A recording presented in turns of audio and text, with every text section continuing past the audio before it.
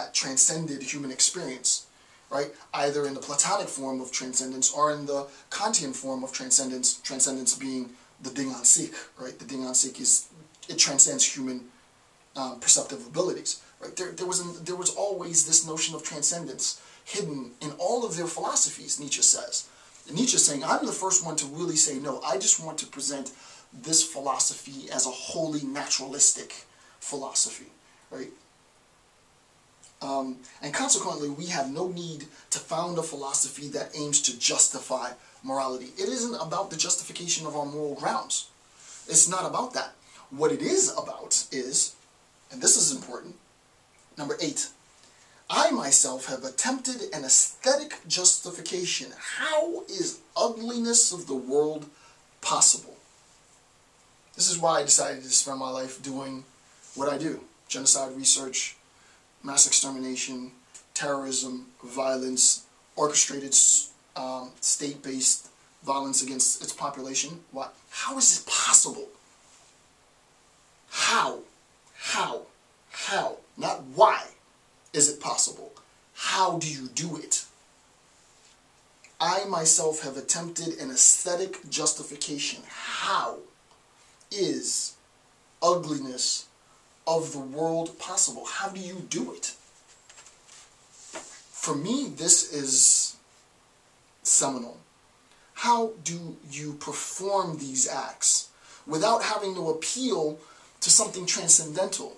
Without having to say that, well, you know, it seems to be evil that Mary got chopped up into little pieces and brutalized and murdered, but really in the grand scheme, it's really not evil. It's just apparently evil, but it really isn't. There's some meaning to that. I can't accept that. I'm not going to buy that. I'm not going to buy that. A young girl gets brutalized, 800,000 people get killed in a month. I'm not going to buy the fact that there's some meaning to that that makes it justifiable. Some attempt to try and justify the occurrence of this evil as being in some cosmic order acceptable. I don't buy that on any level, so I'm not buying this. Or it's the case that there's purpose to it, and the purpose is, without the ability to kill all these people, we really wouldn't be free, right? That again, in the cosmic order, there is some sense to be had, right?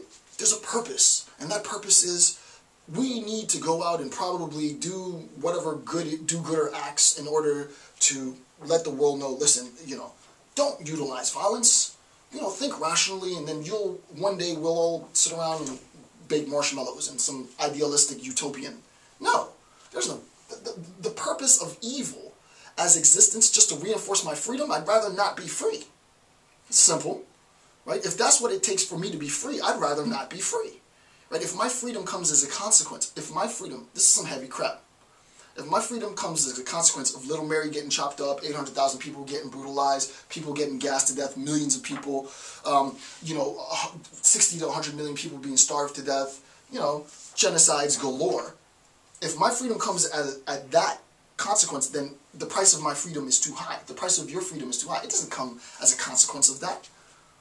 The point is, we have to understand that we have the ability. The fact that we have the ability means that there will be, in every age in history, a group of people who are willing to kill. For whatever reason. For God, for money, for state, for love, for pride, for loyalty, for fatherland, for motherland, for whatever. It doesn't matter. There's going to be a group of people that want to kill. There's going to be a group of people that want to organize those killers. And there are going to be a group of people that advise the organizers of those killers. Period. Period. Whether we're killing for power, whether we're killing in the name of defense, whether we're killing in the name of conquest, there will always be a group of people in the world, because this is part of our biological disposition, that will select evil, murder, systematized, orchestrated murder, as a means of conflict resolution. Period. You don't have to talk about anything transcendental. What we need to understand is how they do what they do. How is the ugliness of the world possible? That's what's at stake. That's what people need to do. This is partly the reason why I said, again, it's imperative for me to spend as much time as I am doing Nietzsche, because people, even some of the best aren't going to really understand what I'm specifically doing unless they see, oh, okay, it'll legitimize my work. Oh, well, that's what he meant. Oh, now I see, right? So there's a lot of self-interest here because I want my work, when it's done, to be understood. I don't want people to think it's quackery. I want people to get what I'm doing, and I know they're not going to be able to understand what I'm doing because they haven't taken the time to do what I'm doing now, right? It's about how we do it. Tell me the system in which this is done. Tell me the system in which, how, replicate how the ugliness of the world manifests. This is in the text, right? This is in the text. Number 9, this is 416. Very important point. Sort of last paragraph. Nietzsche says, I find myself attempted an aesthetic justification. How is the ugliness of the world possible? I took the will to beauty to persist in like forms, from a temporary means of preservation and recuperation. Fundamentally, however, the eternal creative appeared to me to be an eternal compulsion to destroy. This act of creation is an act of destruction.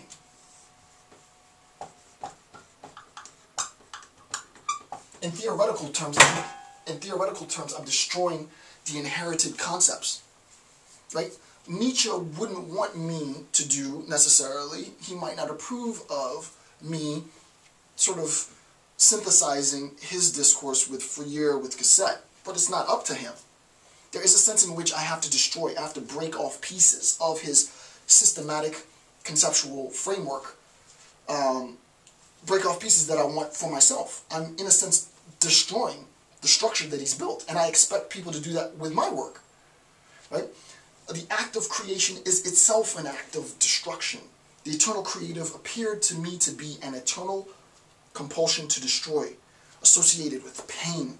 The ugly in the form thing, the ugly is the form of things assumed when we view them with the will to implant a meaning, a new meaning, into what has become meaningless.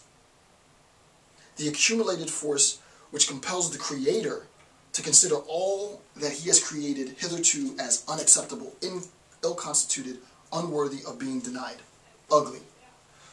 I, as the creator, look out at the horizon and I tell myself, there needs to be this new concept introduced into the social discourse.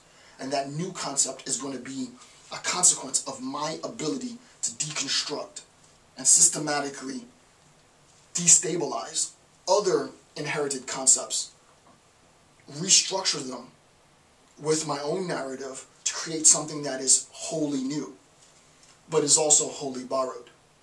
Right? We recognize from Nietzsche's systematic account of the destruction, the collapse of dichotomies, of polemical relationships, that he's not going to say that, oh no, it's wholly new, and no, what's new is old, what's old is new. Right? This is the role of the philosopher. Right? This is what the philosopher is charged with doing.